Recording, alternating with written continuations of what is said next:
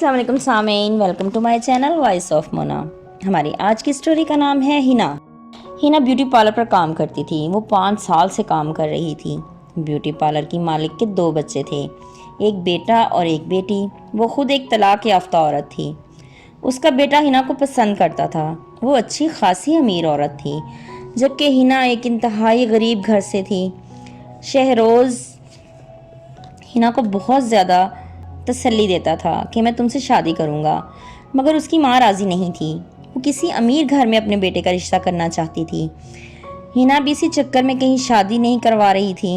काफ़ी रिश्ते आए, फिर शहरोज़ को उसकी माँ ने बाहर भेज दिया, लेकिन उसने हिना से राब्ता नहीं तोड़ा। वो 3 साल से बाहर था। हिना पार्लर पे आती और उसकी माँ का भी ख्याल करती। खाना भी वही बनाती, लेकिन उसकी माँ उसे सिर्फ नौकर समझती थी। वो इस बात का गिला शहरोज से करती थी। वो कहता हो जाएगा सब सही, लेकिन कुछ भी सही नहीं हुआ। हिना बोलती कि कितनी देर माँ बाप को रोकूं। फिर हिना ने घर में अपना ब्यूटी पार्लर खोल लिया। इस वजह से शहरोज की माँ को झटका लगा। शहरोज ने कहा कि हिना का रिश्ता मांगो। उसकी माँ ने साफ इनकार कर दिया। शहरोज वापस आया तो उसने आते ही हिना के घर जाकर उसकी माँ को तसल्ली दी कि मैं हिना से ही शादी करूँगा। वो खामोश हो गईं। बेटी की जिद के आगे वो बेबस हो चुकी थीं। फिर शहरोज ने माँ से बात की। उन्होंने कहा मेरा दिल नहीं मानता, वो मेरी मुलाजिमा है, अब उसे बहू बना लूं, लोग क्या कहेंगे। मगर वो ना माना। फिर उसकी माँ ने जहर खा लिया।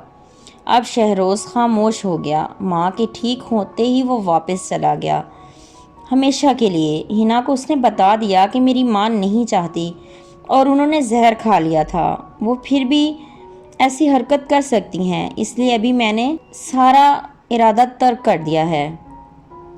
हिना ने उसे कहा तुम मुझे भी बाहर बुला लो शादी करके, माँ को ना बताना। शहरोज ने कहा अच्छा। उसके बाद उसने कभी राब्ता नहीं किया। हिना ने फिर भी 2 साल इंतज़ार किया और माँ को ज़बरदस्ती रोके रखा। फिर हिना ने माँ के कहने पे शादी कर ली, लेकिन वो खुश नहीं थी। शादी के 1.5 साल बाद वो वापस अपनी माँ के घर वापस आ गई। अब वो किसी पार्लर पर जॉब कर रही है। आसान नहीं होता किसी को भूलना, और अनापरस्त लोग दूसरों की ज़िंदगी दुखों और आहों से भर देते हैं। हिना का शौहर भी यहाँ उसकी माँ के घर ही आ चुका है। उसकी माँ के घर ही रहते हैं दोनों, और अब भी वो बहुत रोती है और कहती है यकीन नहीं आता शहरोज़ मुझे भूल गया। मैं सोचती हूँ शहरोज़ की माँ से अल्लाह जब सवाल करेगा कि अमीर गरीब में फ़र्क क्यों किया, तो वो अल्लाह को क्या जवाब देंगी। जीते रहिए, खुश रहिए।